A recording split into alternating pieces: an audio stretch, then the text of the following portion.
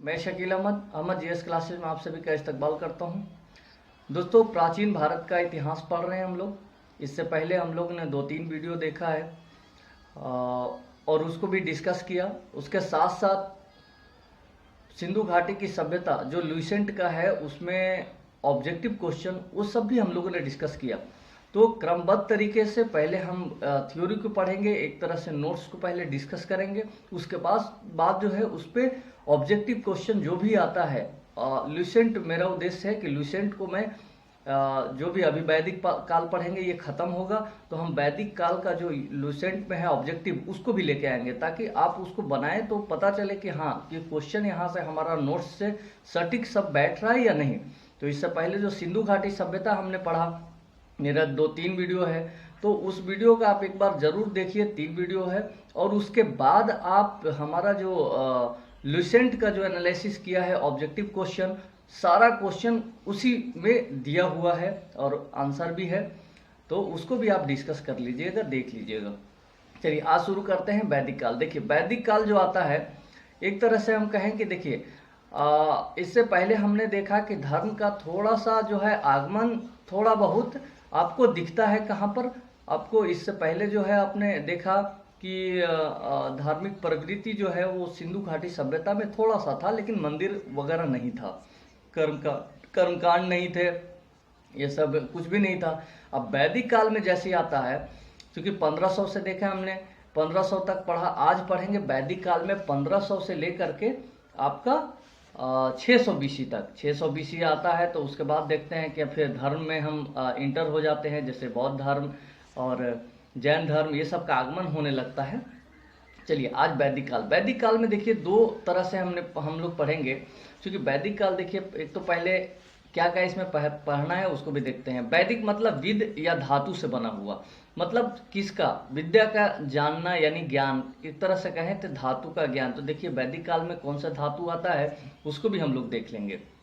कालखंड को पढ़ेंगे, उत्पत्तिकर्ता को पढ़ेंगे, स्रोत पढ़ेंगे, विशेषता पढ़ेंगे। देखिए विशेषता में बहुत सारा है, जैसे सामाजिक विशेषता क्या था उस समय, राजनीतिक व्यवस्था क्या था, उसके साथ साथ हम कहें कि आपका आर्थिक जो है समाज वो कैसा था। आप उसके आगे बढ़ेंगे तो धार्मिक के क्या था, तो दोनों को अलग अलग पढ़ेंगे। देखिए इसमें भी 2 भाग में है। आप एक है ऋग वैदिक काल और दूसरा पढ़ेंगे हम लोग उत्तर वैदिक काल। तो ऋग वैदिक काल में क्या पढ़ना है, तो ऋग वेद को पढ़ना है। हम लोगों ने वेद देखा कि वेद होता है, तो वो आगे पढ़ेंगे ऋग वैदिक काल में, यानी कि वेद क्या है उसको देखेंगे। इसका एरा देखते हैं, कालखंड की बात करेंगे तो 1500 से 600 बीसी तक है पूरा वैदिक काल। अगर इसी को अगर बांट देते हैं 2 भागों में, ऋग वैदिक काल में, तो 1500 से 1000 हो जाएगा बीसी।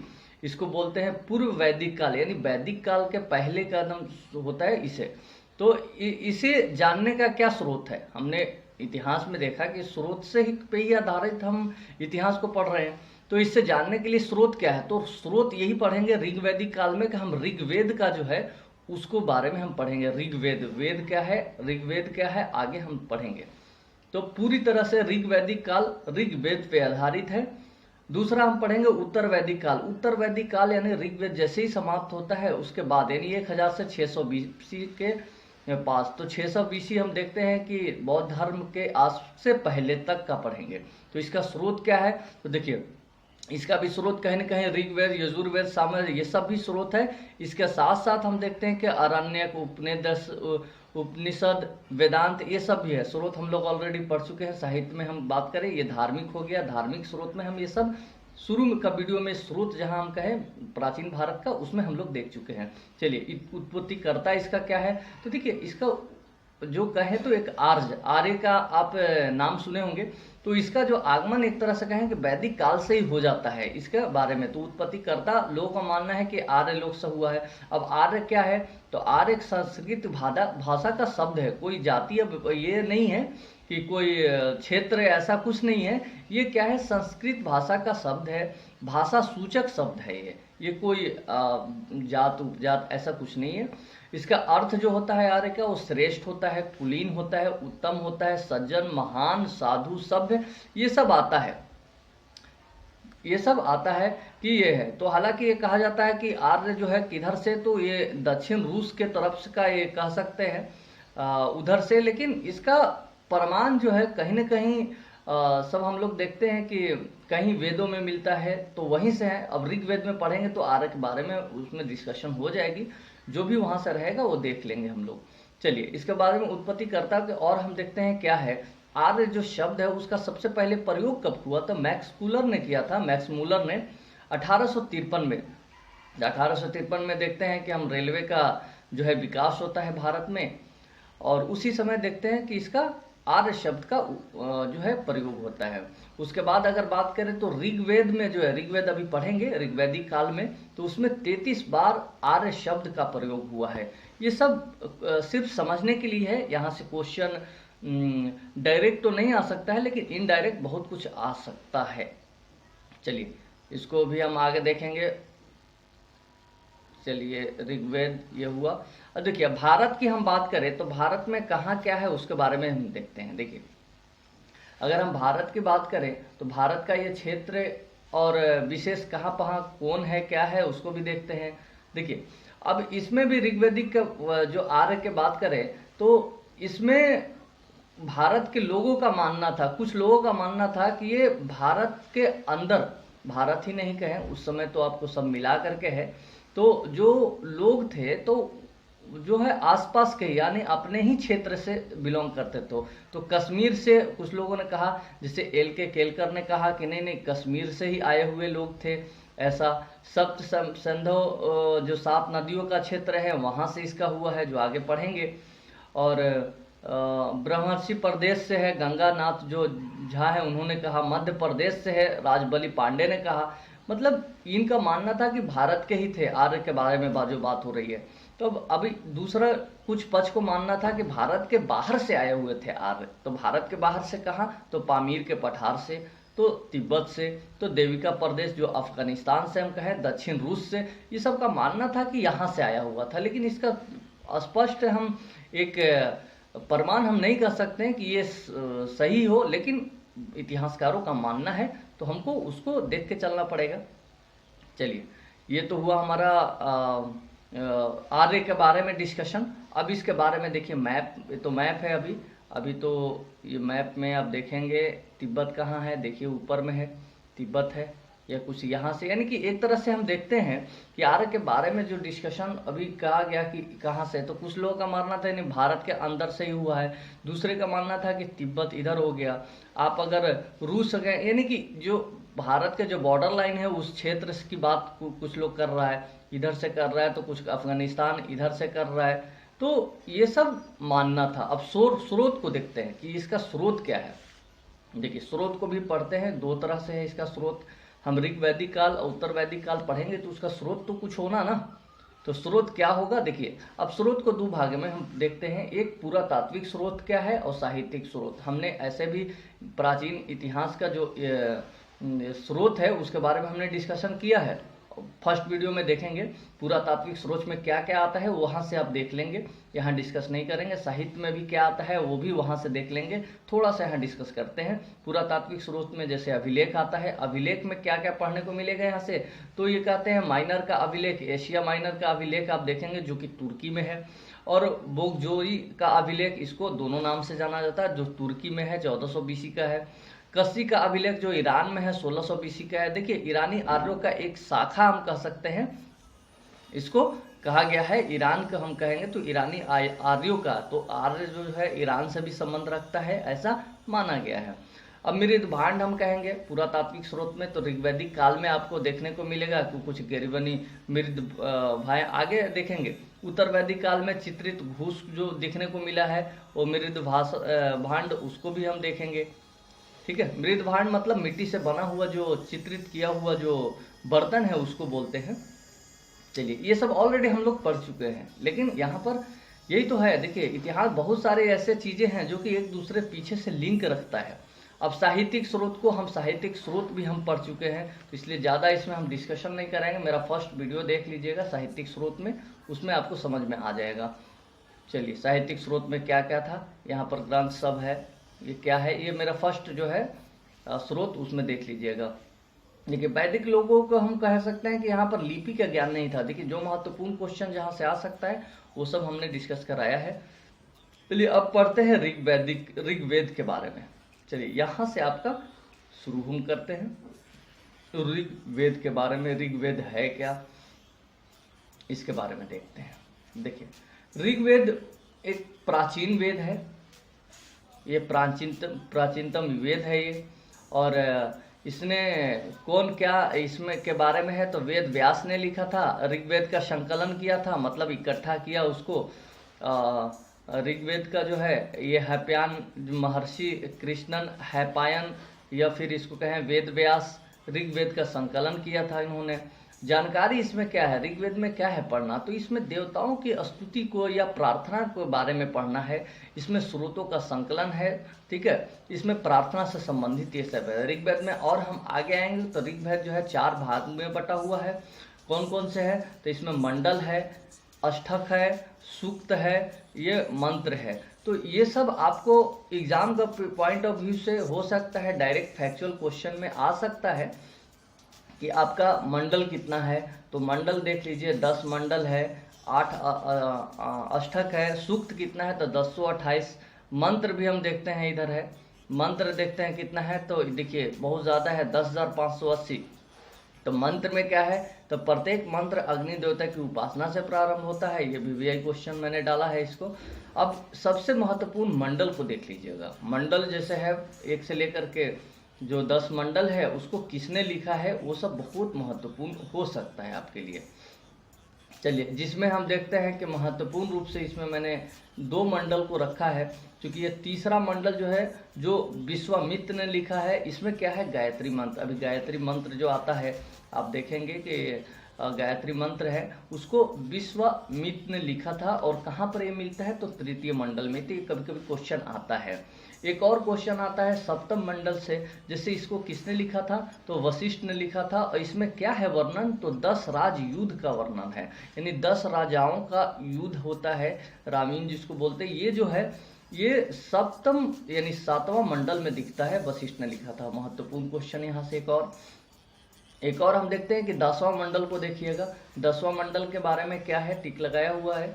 10वां मंडल में है नवीनतम मंडल है, ये सबसे नया मंडल है। इसमें क्या है पुरुष सूक्त के बारे में है, नदी सूक्त, विवाह सूक्त। मतलब देखिए हम ऋग्वैदिक काल में और आगे पढ़ेंगे वैवाहिक जीवन कैसा था उसमें यहाँ से आपको दिखेगा मिलेगा।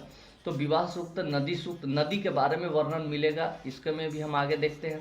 पुरुष सूक्त मतलब एक विराट पुरुष, मतलब यहाँ से हम देखते हैं कि देखिए हम 4 वर्णों का जो विवरण है यहीं से मिलता है। तो कह सकते हैं कि वर्ण व्यवस्था अगर है शूद्र, अब क्षत्रिय, ये सब जो हम देखेंगे आगे, तो वर्ण व्यवस्था कहाँ से दिखता है तो 10वां मंडल में दिखता है, जो सबसे नवीनतम मंडल है। तो ये तो हमारा हुआ एग्जाम के पॉइंट ऑफ व्यू से। आगे देखते हैं। देखिए अब यहाँ पर देखते हैं महत्वपूर्ण एक और आ जाता है। देखिए अब इसको हम ऋग्वेद को 4, ऋग्वेद कितना है 4 है। अब ऋग्वेद के बारे में पढ़ेंगे। ऋग्वेद जो है वेद कितना है 4 है। तो वेद 4 है, कौन कौन सा है यजुर्वेद है, सामवेद है, ठीक है।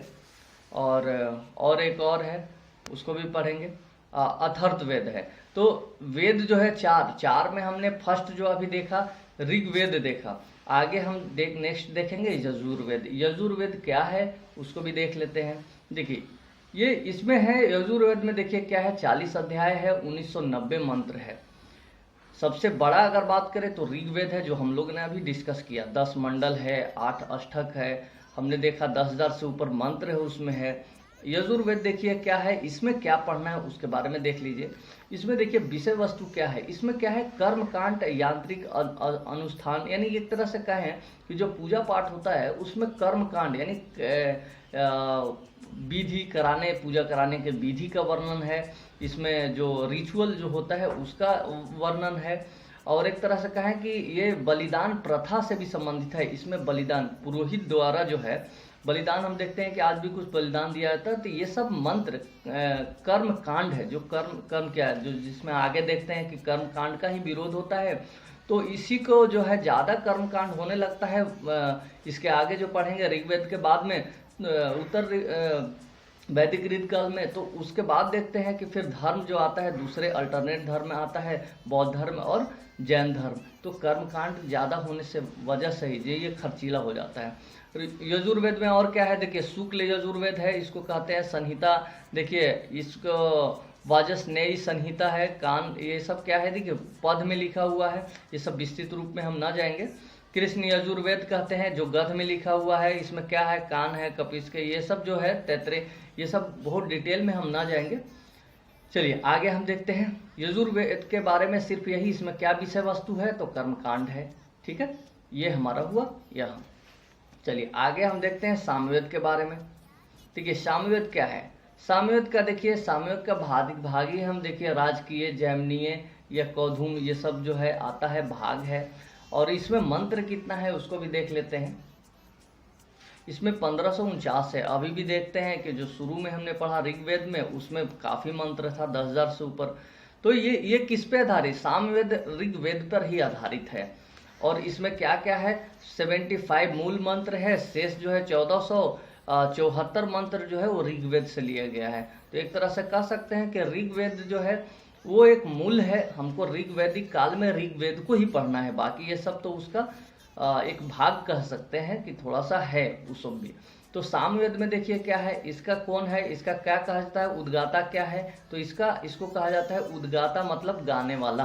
तो सामवेद विषय वस्तु संगीत से संबंधित है, संगीत जो है, और गायन से संबंधित ये रखता है, नर्तक से संबंधित रखता है। तो सामवेद में हम देखते हैं कि ओनली संगीत, गायन, नृत्य से संबंधित रखता है। चलिए, ये सुकर्मा ने अपना योगदान भी इसमें दिया था। चलिए वो सब क्या है वो डिटेल में नहीं जाएंगे। नेक्स्ट हम देखते हैं अथर्ववेद। देखिए अथर्ववेद के बारे में हम देखते हैं कि अथर्ववेद क्या है, अथर्ववेद जो है क्या है उसके बारे में देखते हैं। देखिए इस अथर्ववेद क्या है कि सर्वाधिक एक तरह से लोकप्रिय वेद है। अगर वेदों के 4 वेद जो हम कहेंगे तो उसमें अथर्ववेद का लोकप्रिय इसलिए भी है कि इसका विषय वस्तु देखिए क्या है। इसका पहले ये देखते हैं कि मंत्र कितना है, इसमें 6000 मंत्र है। तो पहला हमने देखा ऋग्वेद में लगभग 10,000 से ऊपर मंत्र है। दूसरा हमने देखा कि अथर्ववेद उसके बाद है जो 6000 मंत्र है। इससे के पहले तो हम देखें 1000 समथिंग कुछ है, इससे बहुत नीचे है। तो 200 मंत्र ऋग्वेद से भी लिया गया है इसमें। इससे पहले देखे काफ़ी मंत्र लिया गया हुआ था सामवेद में। यहाँ पर देखिए इसको क्या कहा जाता है, तो देखिए इस श्रेष्ठ वेद या ब्रह्मदेव या ऐसा कहा जाता है, पुरोहित द्वारा है। ये ब्राह्मण, वृष्य, ब्राह्मण, ये सब का इसमें उल्लेख मिलता है। और इसको और भी हम देखेंगे तो इसके देखिए अथर्व ऋषि द्वारा है, अथर्व, वो सब उतना हम डिटेल में न जाएंगे। ठीक है, वेद भी कहा जाता है, वांग्रिश वेद भी कहा जाता है। इतना डिटेल में तो नहीं आएगा, आपको डिटेल यही समझ लीजिए कि ऋग्वेद, अथर्ववेद जो है इसका विषय वस्तु क्या है। विषय वस्तु हम देख लेते हैं, विषय वस्तु क्या है इसका। ऋग्वेद में कहा गया है ये क्या है, जादू टोना है का मंत्र है, इसमें भूत प्रेत का है, वशीकरण का है, एक तरह से औषधियों का है। औषधि पे ध्यान दीजिएगा। कृषि को जो है कीटों और मौसम से बचाने के लिए भी मंत्र है। बहुत सारे मंत्र इसमें दिया गया है अथर्ववेद में। तो जादू टोना से आधारित है। चलिए आगे हम और देखते हैं इसमें डिस्कशन। ये तो हो गया। देखिए इसी का एक आप चाहें तो देख सकते हैं इसको, ये चार्ट को आप एक बार देख सकते हैं अगर आपके लिए ये फ़ायदा हो, क्योंकि मैंने बनाया है ये चार्ट को। ये वैदिक साहित्य चार्ट मैंने बनाया है, जिसमें आप देख सकते हैं कि वेद 4 वेद है, ऋग्वेद, यजुर्वेद, सामवेद और अथर्ववेद। ये चारों का हमने पुरोहित का भी नाम दिया है। इसका पुरोहित क्या था, भाग क्या क्या है, ऋग्वेद में क्या क्या है, तो वास्कल है, वास्कल ये सब भाग है। यजुर्वेद में क्या है, तो जो है देखिए शुक्ल विषय, ये सब आपको ना मैंने डिटेल दिया है। आप चाहें तो इसको आप देख सकते हैं। ब्राह्मण, इसमें कौन कौन क्या था, विषय वस्तु देखिए क्या है, देवताओं की स्तुति प्रार्थना हमने देखा ऋग्वेद में। आगे देखते हैं यजुर्वेद में, इसमें क्या हमने पढ़ा कि कर्म कांड, अनुष्ठान, बलिदान, प्रथा इसमें पढ़ा हमने। सामवेद में संगीत से संबंधित है और अथर्ववेद में जादू टोना से संबंधित है। इसका उपनिषद भी है, क्या क्या है ये भी, अरण्यक में कौन कौन सा है, ये सब डिटेल में अगर पढ़ना चाहें तो आप देख सकते हैं।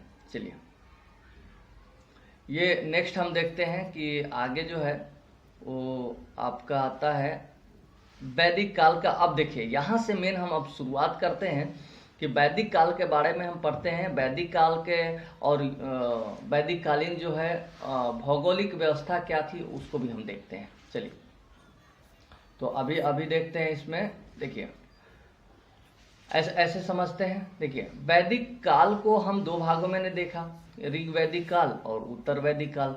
तो ऋग्वैदिक काल देखें तो 1500 से लेकर के 1000 तक, और उत्तर वैदिक काल 1000 से 600। अब देखते हैं यहाँ पर इसका भौगोलिक विस्तार कहाँ तक था। तो देखिए ऋग्वैदिक काल का भौगोलिक हम विस्तार की अगर बात करें तो पहले हम देखते हैं ऋग्वैदिक काल का, यानी पूर्व वैदिक काल भी जिसको कहते हैं। देखिए इसको और भी चीज़ों से इसका देखिए हम क्या कहेंगे, ये जो है ये कहाँ तक था। तो सब 7 सैंधव प्रदेश हम आगे हम डिस्कस करेंगे, जिसमें 7 नदियों का वर्णन है। तो बृहद प्रदेश, एक बहुत बड़ा प्रदेश इसको बोलेंगे। इसमें देखिए कहाँ तक फैला हुआ है, हम मैप भी दिखाए हैं, इसमें भी देख सकते हैं। अफगानिस्तान पाकिस्तान का हिस्सा था, पंजाब जम्मू कश्मीर का हिस्सा था, हरियाणा दिल्ली उत्तरी, ये पश्चिमी यूपी। देखिए इसमें एक चीज़ समझ में आता है कि आपको एक तरह से हम अगर मैप पे जाएंगे तो यहाँ से ऐसे हमारा मैप होगा। इसको और भी इधर लेते हैं। देखिए इस मैप पे अगर हम जाएंगे तो इसको और बड़ा करके आपको दिखाते हैं।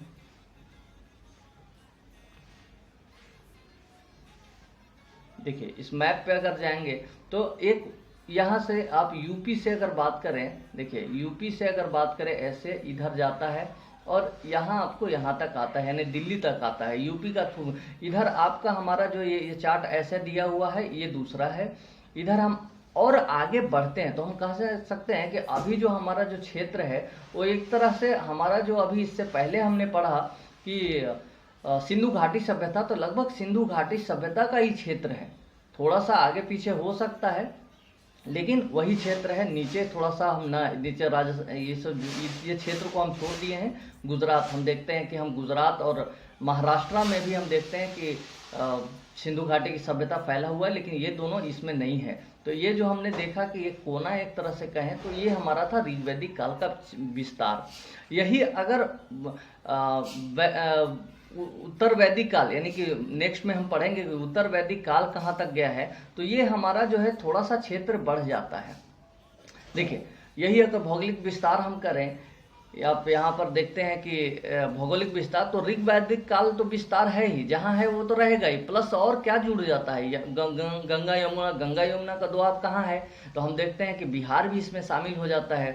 ठीक है, बिहार में गंगा के नज़दीक तक, दक्षिण में हम जाएं तो नर्मदा तट तक हम थोड़ा सा नीचे तक विस्तार हो जाता है। ये सब भी हम विस्तार हम हो जाता है। ये जो हम यहाँ से है ये आपका विस्तार हो जाता है थोड़ा सा ऐसे। ठीक है, ये बीच से हम देखते हैं ऐसे विस्तार हो जाता है। गंडक ये सब देखते हैं यहाँ आता है। हिमालय भी हम कहेंगे थोड़ा सा ऊपर आ जाता है। ये सब नया विस्तार होता है। तो कह सकते हैं कि ऋग्वैदिक काल से बड़ा क्या था, उत्तर वैदिक काल का विस्तार, ये हमारा इसमें आता है। चलिए इसको और आगे हम बढ़ाते हैं। अगर इसी को हम मैप के थ्रू ऐसे देखते हैं तो देखिए इधर क्या है, ऋग्वैदिक काल।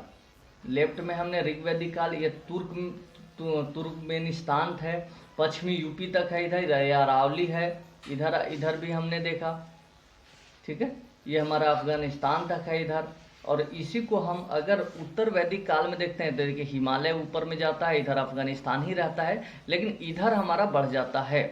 गंडक विंध्याचल इधर है, इधर गंडक देखिए बिहार को भी टच करता है, तो यूपी से बढ़ के बिहार तक आ जाता है। ये हमारा है। चलिए ऋग्वैदिक कालीन विस्तार को हम और अच्छी तरह से देखते हैं। अब ऋग्वैदिक काल में क्या है इसको भी देखते हैं। जैसे कि अब इसके बारे में पढ़ते हैं ऋग्वैदिक काल में। देखिए अब ऋग्वैदिक काल में क्या क्या है कालीन विस्तार में और क्या है। देखिए वैदिक संहिता है, इसमें 31 नदियों का उल्लेख है। तो ऋग्वेद में ही दिखता है। देखिए ऋग्वैदिक कालीन जो है वो एक ऋग्वेद का ही समझिए कि हम ऋग्वेद ही पढ़ रहे हैं। 10वें मंडल में देखिए नदी सूक्त का दिया हुआ है, हमने अभी देखा है। 10वां मंडल बहुत महत्वपूर्ण था, वो हमने डिस्कस कराया है।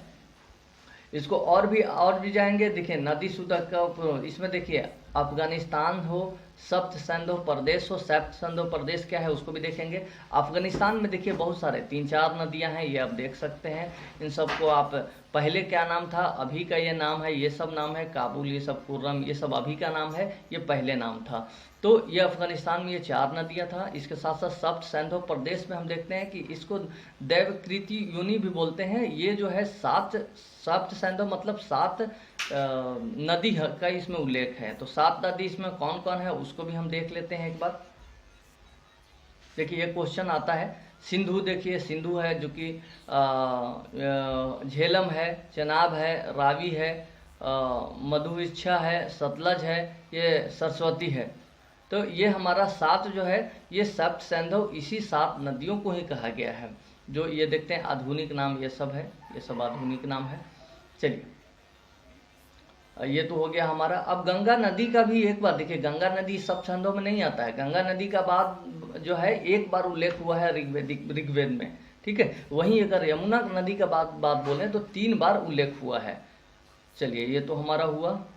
अब सिंधु नदी का देखिए सबसे ज़्यादा उल्लेख हुआ है, सर्वाधिक बार। तो सिंधु नदी का जो है ऋग्वेद में सर्वाधिक बार उल्लेख हुआ है। और ऋग्वेद में सरस्वती नदी को नदियों की माता कहा गया है और नदियों में अग्रवनी, यानी कि अभी जो गंगा को हम एक उस दर्जा में हम लेते हैं, जो ये कभी न कहीं ये सरस्वती नदी जो था वो नदियों की माता कहा गया था। आज गंगा बड़ी नदी है, गंगा को ही हम प्राथमिकता देते हैं, तो उस समय सरस्वती नदी था। तो ये 2 क्वेश्चन यहाँ से। चलिए आगे देखते हैं पर्वत के बारे में, इसमें क्या था पर्वत। तो पर्वत में देखिए, अगर आपको देखिए ये हमारा विस्तृत में है, सिर्फ चर्चा आप कर लीजिए, एक समझ में आ जाएगा बेसिक। बाकी आपको किताब तो पढ़ना ही पड़ेगा। नोट्स तो ठीक है, हमारा नोट्स बनाया हुआ है तो आपको काम आएगा, लेकिन थोड़ा सा आपको भी किताब से भी थोड़ा सा मेहनत करना पड़ेगा। फिर आपको नोट्स बनाने की ज़रूरत नहीं पड़ेगी, मेरा ही नोट्स आपको अपना लगने लगेगा। चलिए पश्चिम में अगर हिमालय की बात करें तो देखिए ये सब हमारे चोटियां हैं, ये सब नाम सबका है, ये सब आप देख सकते हैं। ये 2 है, कश्मीर की घाटी में ये दोनों है। तो ये सब हमारा जो था, अफगानिस्तान में भी क्या था, तो ये सब था। देख सकते हैं कि चोटियां क्या क्या थी, तो आप ये भी देख सकते हैं। इसके साथ देखिए मरुस्थल की बात करें तो मरुस्थल मतलब धन्व शब्द, मरुस्थल के लिए कौन सा शब्द यूज हुआ है, कभी कभी आता है ऋग्वैदिक काल में कि मरुस्थल के लिए धन्व शब्द का यूज हुआ है।